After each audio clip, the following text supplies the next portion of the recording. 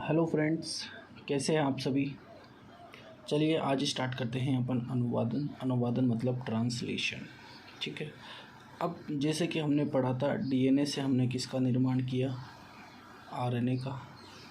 और अब आरएनए से किसका निर्माण करेंगे अपन, प्रोटीन का। ठीक है। तो डीएनए से आरएनए का जब निर्माण कर रहे थे तो उसे कह रहे थे अनुलेखन। और जब आरएनए से प्रोटीन का निर्माण करेंगे तो उसे कहा जाता है अनुवादन। मतलब अगर इंग्लिश में की बात करूँ तो इसे बोलते हैं ट्रांसक्रिप्शन।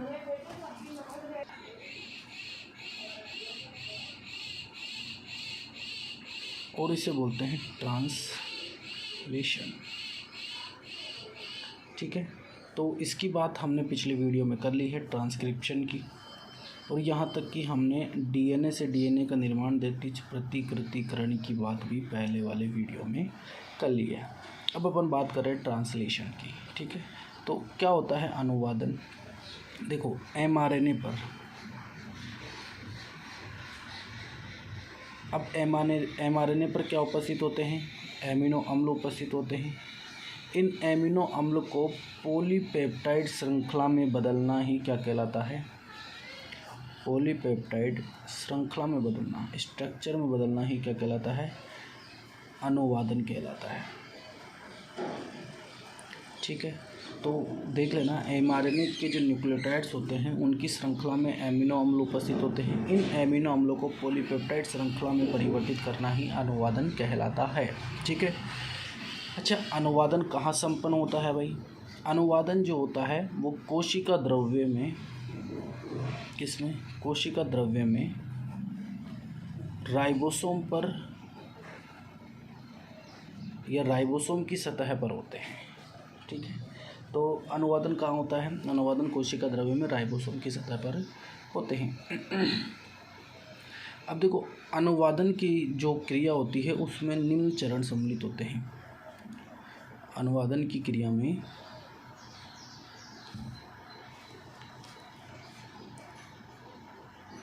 निम्न चरण सम्मिलित है। कौन कौन से हैं, जैसे कि पहला आप जानते हो एमिनो अम्लों का सक्रियकरण। एमिनो अम्लों का सक्रियकरण, या मैं कहूँ चार्जिंग ऑफ टीआरएनए। ठीक है। टीआरएनए को क्या करना, चार्जिंग करना। अब देखो एमिनो एसिड प्लस इनको क्या दी जाएगी, ऊर्जा दी जाएगी। इन प्रेजेंस ऑफ कौन से एंजाइम की उपस्थिति में, एमाइलो एसाइल सिंथेसिस की उपस्थिति में, सिंथेसिस की उपस्थिति में ये किस में बदल जाएंगे, एमिनो एसिड तथा एएमपी में। और साथ ही साथ एक इनऑर्गेनिक फॉस्फेट क्या होगी, बाहर निकलेगी। ठीक है। इसे कहा जाता है amino acyl AMP enzyme. Okay. अब क्या होता है, अब एमिनो अम्लों का सक्रियकरण हो गया। अब एमिनो अम्लों का किससे जुड़ना, टीआरएनए से जुड़ना।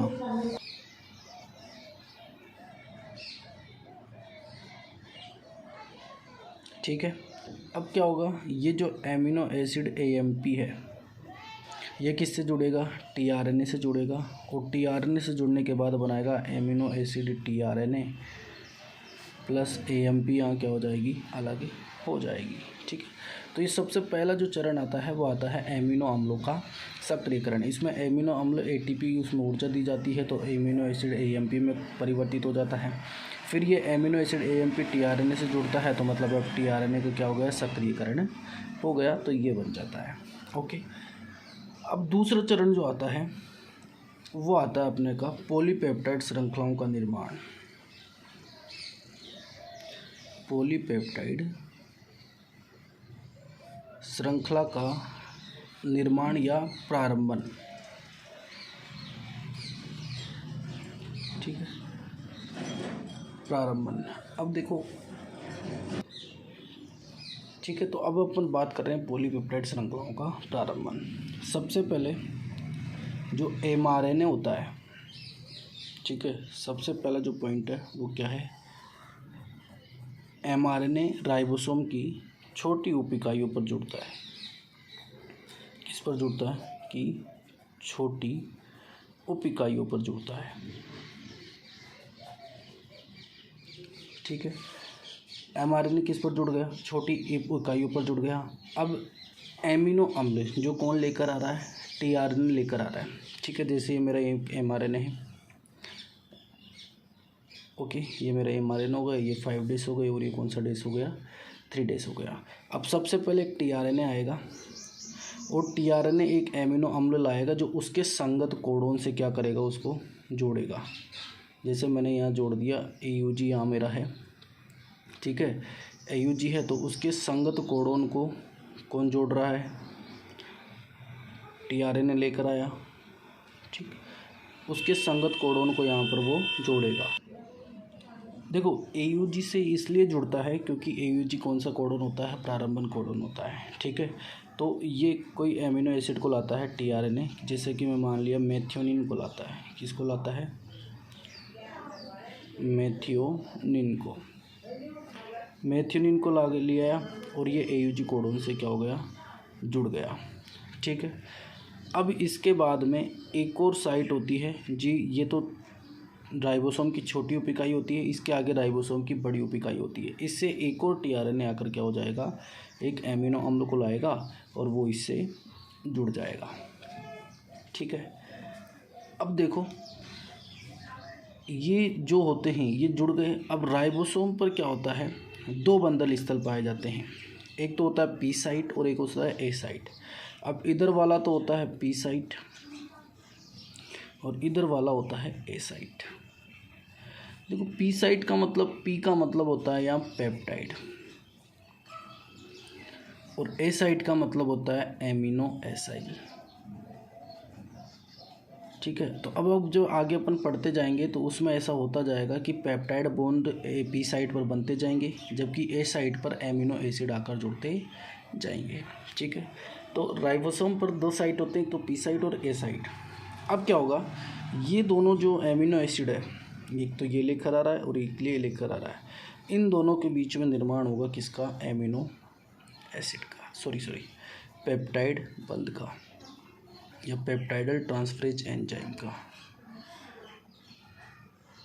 जो पेप्टाइड बॉन्ड का निर्माण करेंगे। ठीक है, तो अब यहाँ पेप्टाइड बॉन्ड का निर्माण जैसे ही होगा, तो इस पी साइड से ये जो टीआरएनए है वो क्या हो जाएगा? पृथक हो जाएगा। ठीक है, अभी पी साइड से टीआरएनए क्या हो गया? पृथक हो गया। तो अब पी साइट क्या हो जाएगी? ये 2 एमिनो एसिड जुड़ गए, पी साइट क्या हो गई? ये ए साइट है, ये पी साइट है। ये पी साइट अब क्या हो गई? अलग हो गई या पृथक हो गई। अब क्या होगा? ये mRNA जो होगा वो आगे की ओर खिसकेगा, या मैं बोलूँ ऊपर की ओर खिसकेगा। ठीक है, तो जैसे ये ऊपर की ओर खिसकेगा, तो ये जो पी साइट की, ये ए साइट थी, ये ए साइट वाले कहाँ आ जाएंगे? भाई ये आगे खिसक गया, तो ए साइट वाले तो आ जाएंगे पी साइट पर, ये दोनों एमिनो एसिड कहाँ आ जाएंगे? इस पर, और ए साइट क्या हो जाएगा? पुनः खाली हो जाएगा। ए साइट क्या हो जाएगा? पुनः खाली हो जाएगा। अब क्या होगा? टीआरएनए फिर किसी एमिनो एसिड को लाएगा, और किससे जुड़ेगा? इससे जुड़ेगा। फिर ये एमिनो एसिड इसके साथ क्या बनाएगा? ट्रांसफरेज एंजाइम बनाएगा। फिर ये यहाँ से पृथक हो जाएगा। फिर ये पृथक हो जाएगा, तो फिर ये कहाँ पर चले जाएंगे? पी साइट पर चले जाएंगे। और फिर ये जब आगे की ओर खिसकेगा, तो आगे की ओर खिसकेगा तो क्या हो जाएगा? ये सारे पी साइट पर आ जाएंगे। ठीक है, ये सारे क्या आ जाएंगे? पी साइट पर आ जाएंगे, और ए साइट क्या हो जाएगी? पुनः खाली हो जाएगी। तो इस प्रकार ये क्रम जो होता है वो बार बार क्या होता रहता है? चलता रहता है। अब जो दूसरी बात आती है, इस चरण को बोलते हैं अपन दीर्घीकरण। इस चरण को बोलते हैं दीर्घीकरण, और दीर्घीकरण में सबसे अच्छा जो माना जाता है उसे बोलते हैं अपन स्थानांतरण। सबसे अच्छा जो पॉइंट होता है उसका वो होता है स्थानांतरण, क्योंकि दीर्घीकरण में क्या होता है? स्थानांतरण होता है। ठीक है, अब जो नेक्स्ट तीसरा जो पॉइंट आता है वो आता है समापन का। समापन का मतलब क्या हो गया? समापन का मतलब यही हो गया आपकी, जब लास्ट में mRNA पर जो नॉनसेंस कोडोन होंगे, कौन कौन से होते हैं? UAA, UGA, जी, ठीक है। ये जो नॉनसेंस कोडॉन होते हैं वो आ जाएंगे। अब क्योंकि इनकी संगत कोई एमिनो एसिड नहीं होता या इनको कोई एमिनो एसिड कोडित नहीं करता, तो यानी कि वहाँ पर क्या कंप्लीट हो जाएगा, अनुवादन कंप्लीट हो जाएगा। ठीक है, समझ गए। तो वहाँ पर क्या कंप्लीट हो जाएगा, अनुवादन कंप्लीट हो जाएगा। और जो mRNA पे जो पॉलीपेप्टाइड श्रृंखलाएँ बन रही थी वो क्या हो जाएगी, पृथक हो जाएगी। और इस प्रकार किसका निर्माण हो जाएगा, पेप्टाइड पॉलीपेप्टाइड श्रृंखलाओं का निर्माण, या मैं कहूँ प्रोटीन का निर्माण हो जाएगा। तो ये हो गया आपका अनुवादन। बहुत ही छोटा सा है, ज़्यादा कोई हार्ड चीज़ है नहीं उसमें। अगर आपको अच्छा लगता है वीडियो तो please like share and subscribe ज़रूर कीजिएगा। Thank you.